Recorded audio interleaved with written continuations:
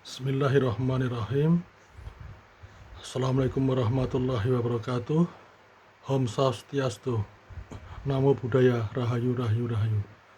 Allahumma sholli ala Muhammad wa ali Muhammad. Selamat malam teman-teman. Pada pertemuan kali ini ya,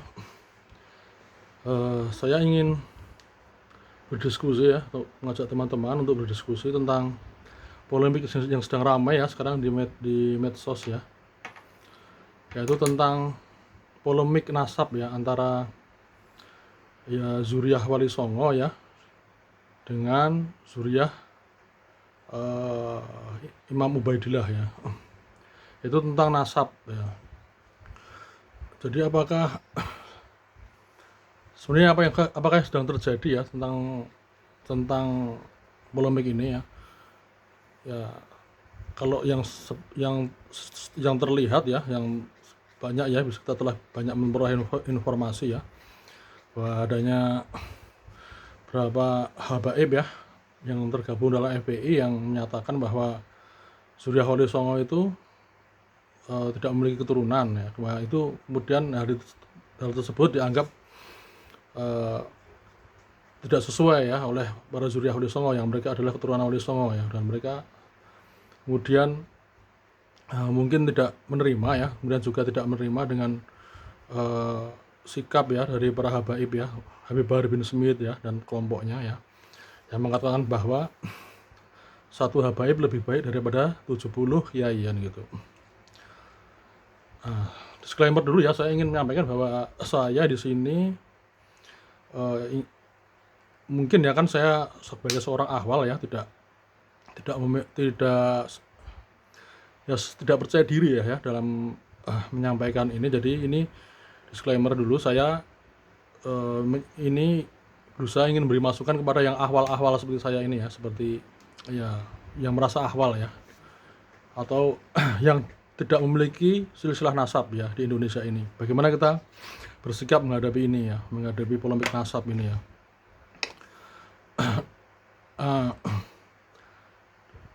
Seperti ketahui di kelompok Zuriyah Wali Songo ya, mereka kemudian melakukan penelitian ya yang dilakukan oleh Kiai Madudin tentang silsilah nasab ya, pencatatan nasab, dokumen nasab ya, yang mereka menyelidiki, menelusuri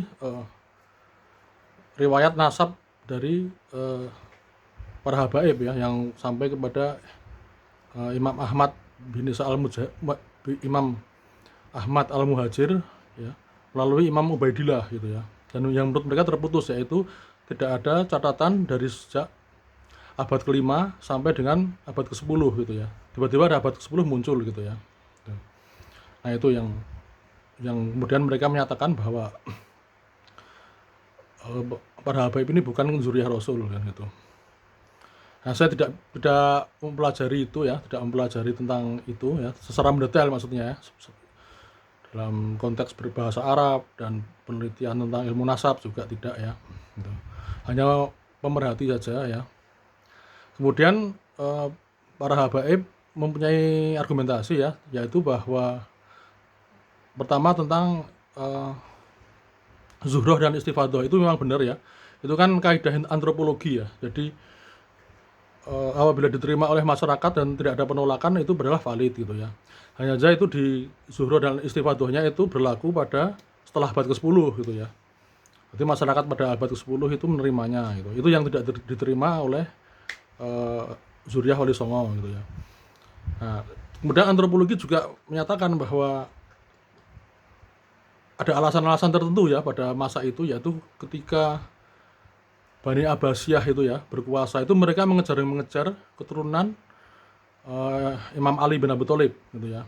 Jadi mereka para habaib itu ya, para sayyid itu kemudian ada yang dalam Syiah itu ada taqiyah, menyembunyikan identitas. Ada yang berani juga ada ya. Akibatnya hidup mereka jadi terlunta-lunta ya karena ditindas. Kemudian ada juga yang hijrah sampai ke India, Pakistan, juga sampai ke Indonesia gitu ya. Pada abad ke-9 sudah ada yang sampai ke Indonesia, itu diperlak gitu ya. Kemudian juga ada juga yang berhijrah dan menyembunyikan nasab gitu ya. Itu mungkin yang terjadi ya eh, pada saat Imam Ubaidillah itu beliau menyembunyikan menyembunyikan identitas diri sebagai zuriyah Rasul. Ada kemungkinan seperti itu ya. Pada intinya adalah tidak penting sebenarnya ya. Kita itu ingin eh, kita apakah akan menghormati atau tidak gitu ya. Pada intinya penghormatan itu harus kita berikan kepada semua orang gitu ya. Apalagi Rasulullah sudah menyatakan ya secara implisit dan secara eksplisit bahwa pewaris beliau yaitu pewaris kan putra putri beliau ya, itu disampaikan melalui 3 jalur, yaitu jalur nasab, para sayyid ya, kemudian jalur ilmu dan jalur akhlak gitu ya. Dalam riwayat Syiah ya, telah banyak ya masyhur bahwa semua sanad keilmuan dan sanad akhlak itu semuanya berujung pada Rasulullah. Siapapun yang berilmu dan berakhlak itu sumber ilmu dan akhlak dari Rasulullah. Semua manusia sejak dari penciptaan hingga hari kiamat. Jadi tidak hanya nasab tapi ilmu dan akhlak. Bahkan ilmu dan akhlak yang dimiliki dan disampaikan oleh orang-orang sebelum Rasulullah dilahirkan. Jadi para nabi, para wali sebelum Rasulullah lahir itu ilmu dan nasabnya bersumber dari Rasulullah gitu ya. Itu sudah umum diterima oleh kalangan Syiah gitu ya. Dan itu sangat masuk akal gitu ya. Dalam sebuah riwayat disebutkan bahwa Rasulullah bersabda, "Wahai Ali, ayah dari umat ini adalah aku dan engkau." Dan seperti kita ketahui bahwa para nabi itu juga beragama Islam. Disebut Islam, para nabi disebut nabi karena dia menyampaikan Islam. Islam yaitu menyampaikan tentang tauhid dan menyampaikan tentang Rasulullah, Imam Ali, Sayyidah Fatimah, Imam Hasan dan Imam Husain. Itu definisi dari Islam untuk masa-masa sebelum Rasulullah lahir. Itu ya. Yang ini mungkin agak kurang populer dipahami ya, mungkin langka gitu ya, tapi kenyataannya seperti itu gitu ya. Jadi semua sanad ilmu dan akhlak itu ujungnya adalah Rasulullah gitu ya. Nah, sekarang dalam hal peringkat antara nasab, ilmu dan akhlak ini yang paling tinggi adalah akhlak. Nomor 2 adalah ilmu dan ketiga adalah nasab. Jadi yang disampaikan oleh Habib Bahri bin Smith itu adalah tidak benar ketika beliau mengatakan bahwa satu habaib bodoh lebih baik daripada 70 kiai yang berilmu. Orang berilmu otomatis dia adalah putri dan putri Rasulullah melalui jalur ilmu. Kemudian ada lagi yang jalur akhlak gitu ya. Gitu. Itu. Nah, kemudian tadi ya fakta antropologi ya, kembali lagi kita diskusi tentang itu. Jadi secara antropologi bisa jadi dan bukti antropologi itu, jejak antropologi itu lebih kuat daripada catatan gitu ya. Jadi apabila para habaib itu secara antropologi ya, secara antropologi diterima secara umum oleh masyarakat Yaman sebagai zuriyah, itu lebih kuat dari catatan. Tapi ini kemudian juga akan menyebabkan ya bahwa orang Indonesia ini juga secara antropologi juga bisa bersanad secara nasab kepada Rasulullah gitu ya. Karena mereka tidak punya catatan, tetapi secara sejarah ya kita bisa menelusuri dari Iran kemudian ke Perla, dari Mesir juga ada, kemudian juga ke Pulau Jawa, kemudian dan dari Perla juga hijrah ke Jawa, dari Jawa kemudian ke Sumatera, dan dari Sumatera ke Kalimantan dan Sulawesi. Itu bisa ditelusuri gitu ya. Secara sejarah, dan sejarah itu relatif lebih kuat daripada catatan nasab, karena sejarah itu yang mengkonfirmasi semuanya adalah ahli dalam bidang sejarah gitu ya. Yang secara ilmu alat mereka lebih luas cakupannya gitu ya. Jadi urutannya gini, dokumen nasab itu, dokumen sejarah itu relatif lebih lemah daripada dokumen sejarah, dan dokumen sejarah relatif lebih lemah daripada jejak antropologi, jejak budaya gitu ya. Itu. Jadi sebenarnya apabila kedua-dua pihak ya itu ternyata terhubung melalui jalur antropologi, berarti sebenarnya harusnya saling menghormati gitu aja lah intinya gitu ya. Itu. Kemudian juga kalau kita melihat dari sisi eh, ya mengapa mereka kemudian bisa semarah itu ya, para Zuriyah Nabi SAW, dan saya lihat banyak sekali ya yang kemudian muncul gitu ya. Apakah kemudian eh, mereka itu benar-benar tidak mempercayai, atau karena presiden yang pernah mereka alami ya, dalam berinteraksi dengan para habaib gitu ya. Nah itu kemudian kita jadi apa ya, kan akhlak itu juga lebih kuat daripada antropologi ya, jejak antropologi itu juga akhlak juga gitu kan. Dan akhlak ini mereka anggap ya, para habaib itu mereka anggap tidak memiliki akhlak yang mencerminkan Rasul Muhammad itu ya gitu. Itu sebenarnya keterputusan itu juga bisa terjadi ya, mungkin karena apa, kalau tidak salah ya, Suriah itu semuanya itu dulunya itu Imam Ja'far ya, Imam Ja'far kan menganut Syiah ya gitu. Kemudian juga para imam-imam gitu, Imam Musa dan seterusnya. Kemudian juga ada jalur imam-imam yang lain juga penganut Syiah gitu ya. Kemudian ketika masa Imam apakah Imam Faqih Al-Muqaddam untuk siapa ya, saya lupa.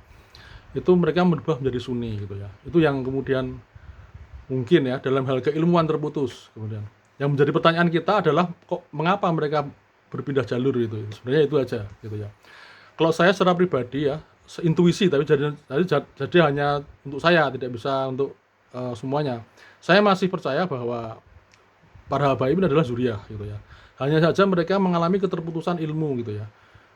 Tidak sebagaimana para sayyid yang lain yang walaupun mereka itu ada di Irak, tapi mereka tetap bertahan dengan Syiah kan, Irak mayoritas Syiah ya.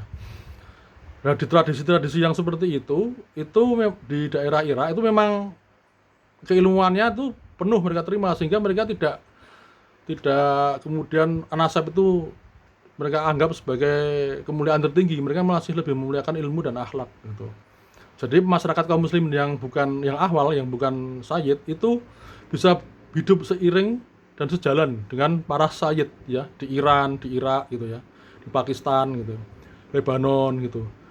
Adapun yang di wilayah lain seperti Mesir, Afrika Utara, Libya, Tunisia, Aljazair itu kebanyakan Imam Hasan, katanya begitu. Nah, Imam Hasan memang orang juga secara tradisi mereka tidak terlalu gitu ya, tidak terlalu membagi antara sayyid dan non sayyid, tidak ada semacam eksklusivitas. Karena Imam Hasan sendiri ketika berjuang dalam hidupnya, taklifnya adalah dia berbaur dengan masyarakat dan harus memainkan gerakan politik yang cerdik dan cerdas ya. Seperti itu. Jadi beliau memang begitu perhatian kepada masyarakat luas gitu ya.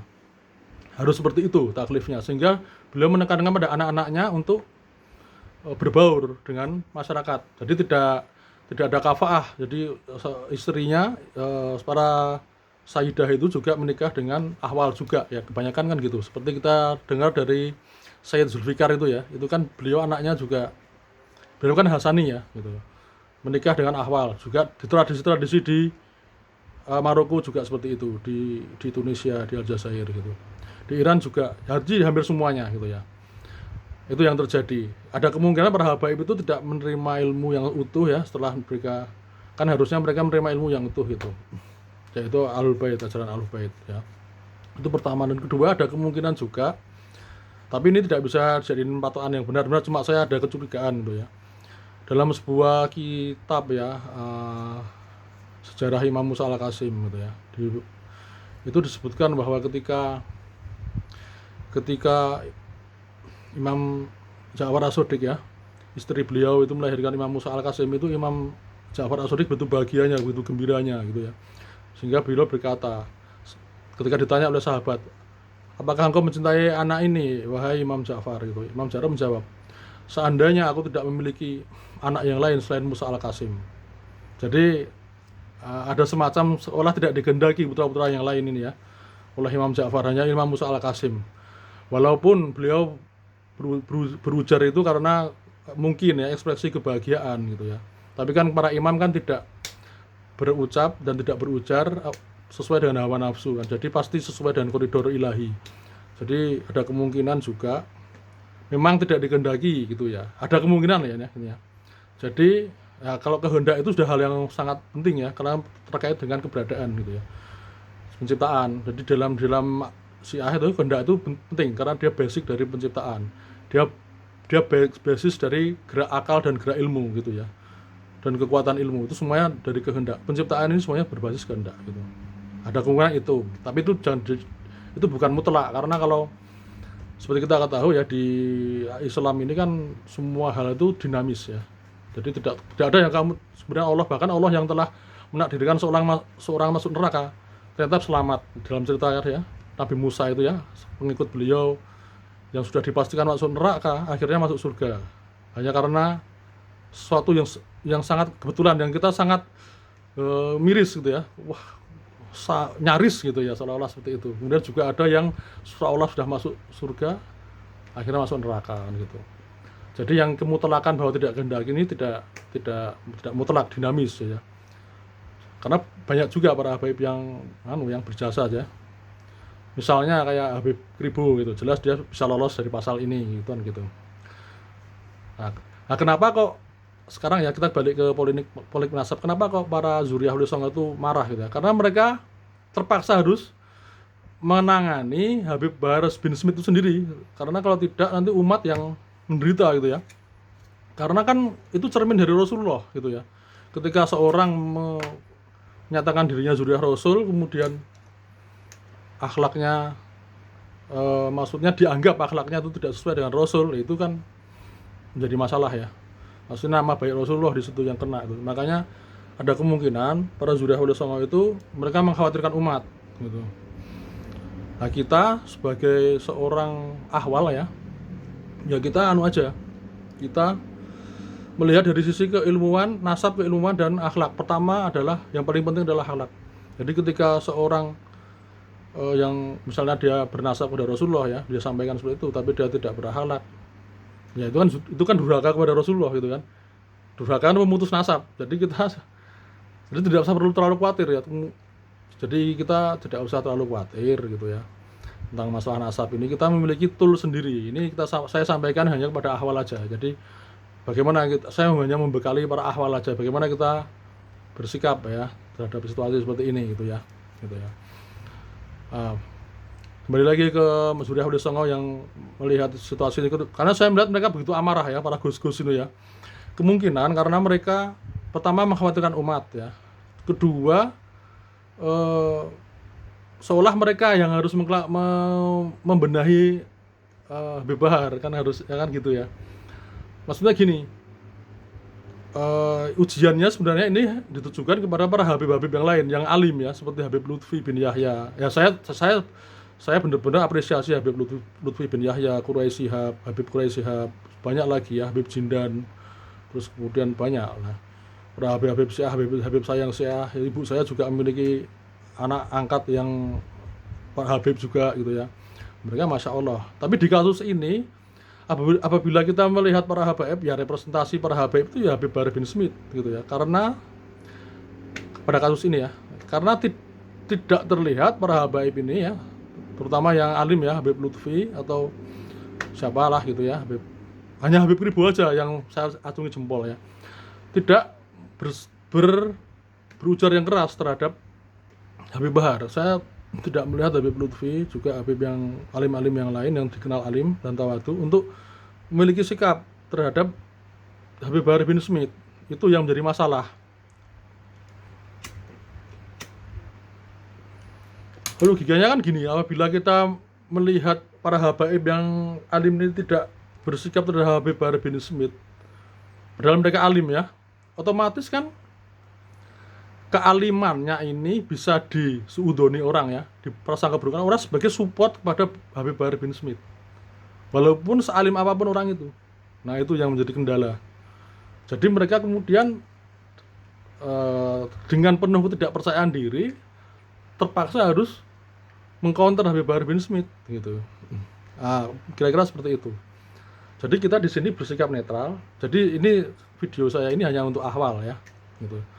Bersikap netral dan kita memiliki ketetapan sendiri tentang siapa yang zuriyah. Bahkan siapapun itu, walaupun tidak memiliki nasab, apabila dia berilmu dan berakhlak, dia zuriyah Rasul, gitu ya.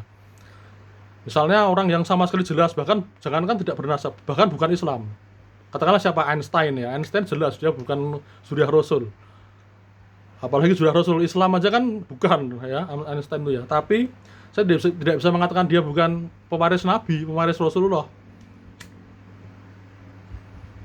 Penemuannya ya, jelas-jelas penemuannya itu counter yang kuat bagi orang-orang ateis ya. Penemuannya ya, misalnya teori relativitas umum, itu adalah energi yang besar bagi kalangan beragama menghadapi kaum ateis yang tidak percaya Tuhan. Orang beragama dengan adanya teori relativitas umum itu, argumentasi mereka tak terpatahkan tentang Tuhan hingga pada masa berikutnya, hingga kuantum keluar. Seperti itu. Jadi kita nggak usah gundah gulana ya, nggak usah terhadap polemik nasab ini ya. Apabila kita berilmu, kita tuh berakhlak gitu ya. Dan itu memang fitrah manusia, semuanya adalah putra Rasul. Bahkan semua perwujudan ini sebenarnya adalah putra Rasul, putra Nabi Muhammad. Karena Nabi Muhammad berpartisipasi dalam menentukan bentuk penciptaan. Jadi semua bentuk-bentuk wujud di alam ini, bahkan proton, neutron, elektron, itu putra Nabi Muhammad. Cahaya, bahkan kelinci, kucing, pohon kelapa, itu semuanya putra Rasulullah. Apalagi kita ini yang sebagai pengikut beliau, yang orang Islam yang mewarisi ilmu beliau, dan orang beriman yang mewarisi akhlak beliau. Jadi itu yang paling penting gitu ya. Intinya adalah bahwa dalam konteks perwujudan ini Allah Maha Adil gitu ya. Kita bisa memiliki potensi untuk memiliki kemuliaan yang tak terbatas gitu. Ya kira-kira seperti itu ya teman-teman. Assalamualaikum warahmatullahi wabarakatuh. Wassalam, terima kasih.